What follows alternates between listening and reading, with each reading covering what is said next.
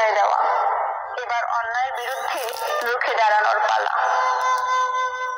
আপনি ভয় পান কেন? কাকে ভয় পান?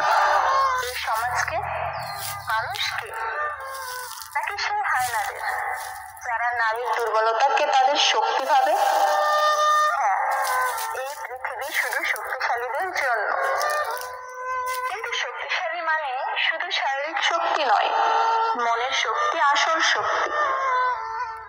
মনে রাখবেন, এই পৃথিবী আপনার আমার।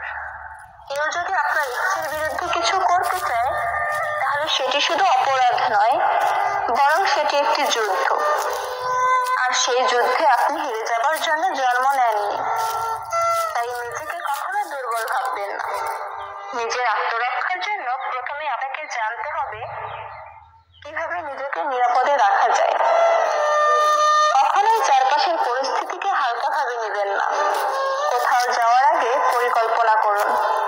পরিবার বা বন্ধুদেরকে জানিয়ে বের হন। অন্ধকার বা নির্জন জায়গা এড়িয়ে চলুন। মনে রাখবেন, সচেতনতাই আপনার প্রথম আত্মরক্ষা।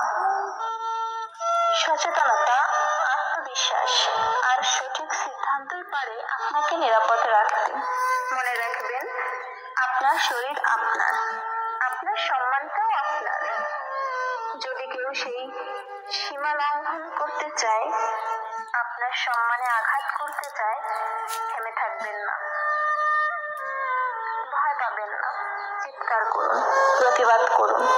আপনি ভয় পেয়েছেন সেটা নীরব থেকে কাউকে বুঝতে দিবেন না, কারণ নীরবতা অপরাধীকে শক্তি বাড়ায়, আর আপনার কণ্ঠস্বর তাদের দুর্বল করে দেয়।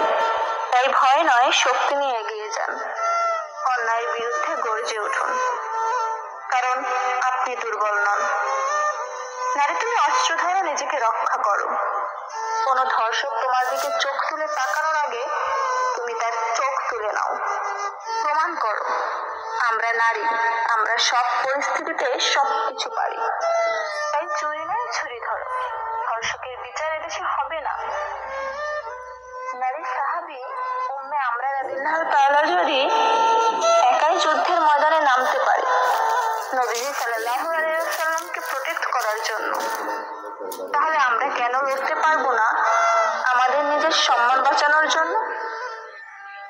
শকুনের ধাপা তোমার বুকে পড়ার আগে তার বুক থেকে কলিজাটা ছিঁড়ে বের করে ফেলার সাহস জোগাও। কারণ এই সমাজ তোমার সম্মান রক্ষা করতে এগিয়ে আসবে না। তোমার সম্মান তোমাকেই রক্ষা করতে হবে।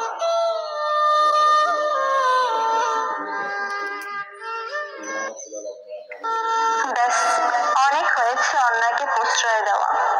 এবার অন্যায়ের বিরুদ্ধে রুখে দাঁড়ানোর পালা। আপনি ভয় পান কেন? কাকে ভয় পান? এই সমাজকে,